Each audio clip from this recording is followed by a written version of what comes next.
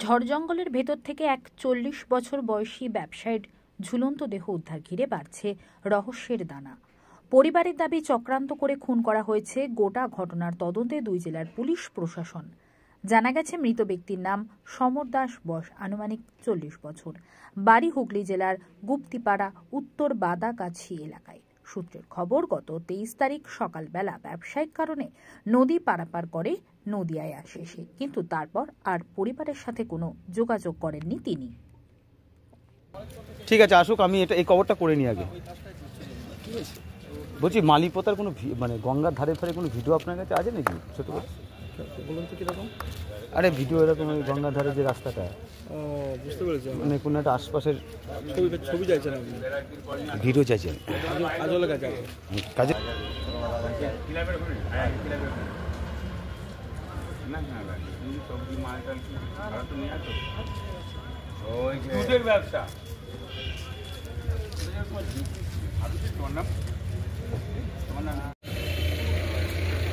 না না, ঝুলন্ত ছবি দিয়ে গেছে, একটা ব্রেকিং গেছে ঝুলন্ত ছবি দিয়ে। এরপরে আমি দিচ্ছি, দাঁড়াবো। আমি সকালে শুধু দুটো ছবি দিয়ে ফেলে দিয়েছিলাম। দাদা একটু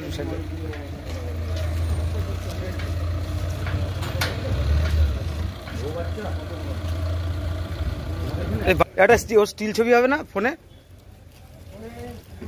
ফোনে একটা স্টিল ছবি দাও তো।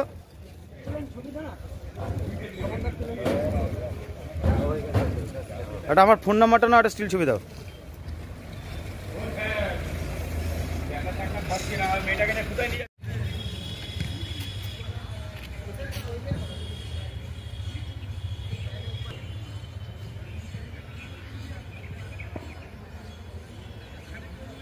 আত্মহত্যা বলা যায় না, তো আমরা প্রশাসনের কাছে এটাই আবেদন করব যাতে দোষী, যে আসল দোষী, সে সম্পূর্ণভাবে শাস্তি পায়।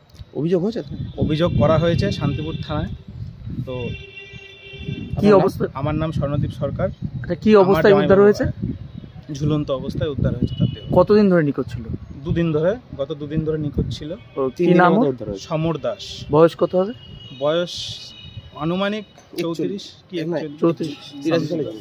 আচ্ছা, বলছি কারণটা কি কারণ মনে করছেন ওর পেছনে? কারণটা কি কারণ, এবার ব্যবসায়িক ব্যাপারে হতে পারে বা হিংসা, এরকম কিছু। কারণ তার ব্যবসায় উন্নতি হচ্ছে, সেটা দেখে কোনো কিছু হতে পারে। তো ওর সঙ্গে কি কারো ঝামেলা ছিল এই ব্যবসায়িক? না, এক্ষেত্রে এমনই একজন মানুষ ছিল যে তার কোনো বন্ধু বান্ধব ছিল না, কোনো আলাদা কোনো সম্পর্ক বা কোনো শত্রুতা কিচ্ছু ছিল না কখনো। ফার্নিচারের বিজনেস ছিল। ফার্নিচার পাশাপাশি নিখোঁজ হয়েছিল কেন? নিখোঁজ হয়েছিল কেন? মানে কারণটা কি হতে পারে? সে মানে কি করছিল?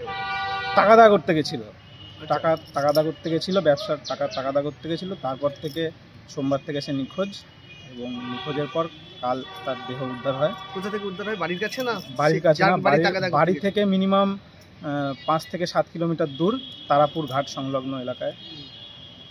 আপনারা কি মনে করছেন ওকে ঝুলিয়ে দেওয়া হয়েছে?